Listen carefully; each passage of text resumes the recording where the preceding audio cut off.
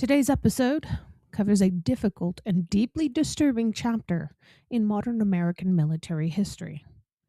This is the only trigger warning that you're going to get today. This is a story that involves violence, justice, mercy, and the uncomfortable reality that sometimes history refuses to offer simple answers.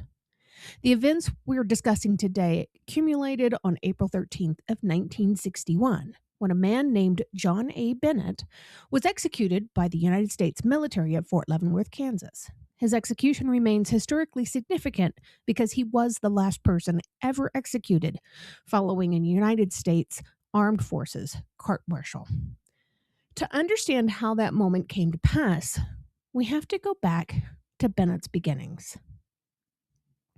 John A. Bennett was born in Chatham, Virginia, into a family that lived a rather hard life. He was the fourth of 8 children in a household supported by sharecropping, which meant long days of labor and very little financial security for the family. Like many children in poor rural communities of the time, his formal education was extremely limited. His schooling ended in the 4th grade. Life opportunities were scarce. Even so, Bennett managed to enlist in the United States Army when he was 8 years old. Military service offered many young men from impoverished backgrounds a chance at steady food, pay, and a sense of structure in their lives. Yet Bennett's time in the Army was never particularly successful. Records do show that he struggled academically, and he dropped out of the Ordnance Corps training program because of academic deficiency. It's hard to really grasp what somebody is trying to teach you when you don't have much of an education beyond the 4th grade. He eventually worked in a more basic role as an ammunition handler and a truck driver with the 11th Anti-Aircraft Artillery Battalion. At that time, the unit was stationed near Salzburg, Austria, at Camp Roeder. The American military presence there was part of the post-World War II occupation structure that remained across parts of Europe during the early Cold War years. And remember, this happened prior to 1961. According to later medical records, Bennett also had an intelligence quotient measured at 67. This placed him within the range of mild intellectual disability. That fact would come later important because it's a point of discussion during his appeals in his case, though it did not ultimately change the outcome of his trial or his sentencing. But the crime that brought him into the history books occurred shortly before Christmas of 1954. One evening, Bennett left the base at Camp Roeder while heavily intoxicated. Witnesses later described him wandering through a nearby Austrian community of Siesenheim. His behavior was erratic and he seemed confused. He knocked on doors asking strange questions.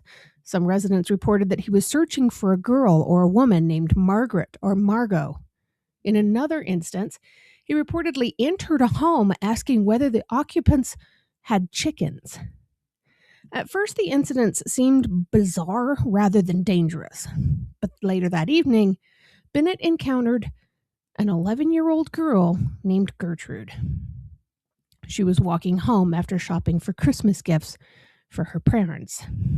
The events that followed were violent and horrifying. According to the confession he later gave to military police investigators, Bennett led the child into a nearby field. There, he assaulted her and attempted to strangle her to death. After the assault of a violent sexual nature, he left her injured and abandoned near a stream, thinking she was dead. Well, despite her injuries, little Gertrude survived. This little girl managed to reach a nearby home of an American officer and his wife. When she arrived, she was wet, dirty, and very visibly injured. Witnesses testified that she had blood on her legs and she appeared severely distressed. She told the adults that she had been attacked and choked. Medical examination confirmed that, of course, yes, she had been raped. Military police arrested Bennett a few hours later at the base movie theater. The case moved quickly through the military justice system. Back then, 1954, the justice system did move faster. It especially moved fast in the military. Bennett was tried before a general court-martial on February 8th of 1955 in Salzburg at the Lehner Kaserne. The prosecution presented testimony from doctors who had examined the little girl, as well as statements from witnesses who had encountered Bennett earlier that evening. And the court-martial found Bennett guilty of the assault and attempted premeditated murder. Well, the sentence was death by hanging. The death sentence required multiple layers of review, though. Eventually, it was upheld by President Dwight D. Eisenhower on July 2nd of 1957. This was 3 years later. Well, 2 years later, after the trial. Even after the decision, the case continued going through years of legal appeals and stays. This was rare at the time, even in the military. But several courts temporarily halted the execution before those rulings were overturned in later decisions. By 1961, the case had reached its final stage. On February 27th of 1961, Secretary of Army Elvis Jacob Starr Jr. ordered that the execution be carried out.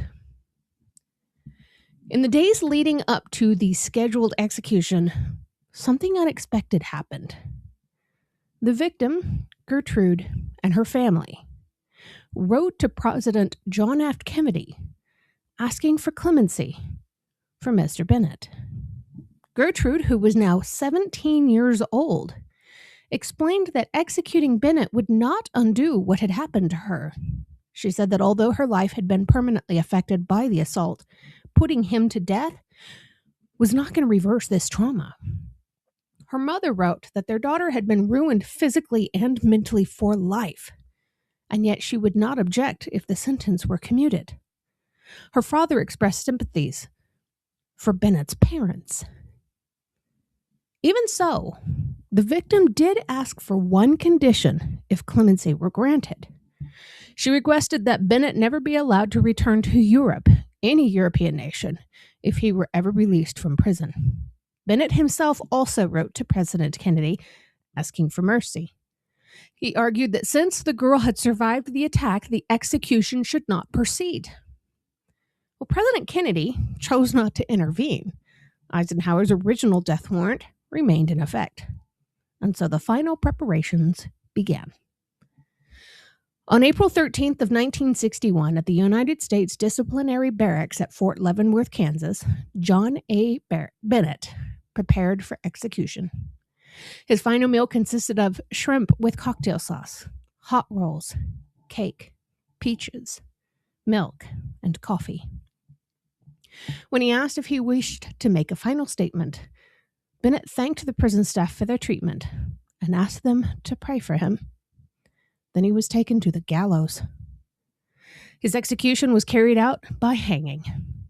With that moment, Bennett became the last person executed following a United States military court-martial. But to this day, his case remains one of the most debated in the history of military justice. Some observers focus on the brutality of his crime. Others focus on the fact that the victim herself later requested mercy. Still others point to Bennett's intellectual limitations and troubled background as factors that complicate his story. But what remains certain is that this case represents a turning point. No execution has been carried out by the United States Armed Forces after a court-martial since that day in 1961. History often forces us to confront uncomfortable questions about justice, punishment, and forgiveness. In cases like this, there are no easy answers. I myself am a survivor of human trafficking, and I would not wish this end on the man who did that to me. But does that mean he doesn't deserve it? I don't know if that's for me to say. But now I want to hear your thoughts. If you were in the position of making that final decision instead of John F. Kennedy, would the victim's request for mercy have changed your mind about carrying out the execution? Do you believe the court-martial sentence should have stood exactly as it did? Do you believe his intellectual inabilities should have played a stronger role in this case? Tell me what you think in the comments. I really do want to hear how people view this difficult piece of history. And of course, as always, if you enjoy these kinds of deep historical stories, and probably some stories you've never heard, make sure you follow the Facebook page and subscribe to the podcast so you never miss another episode.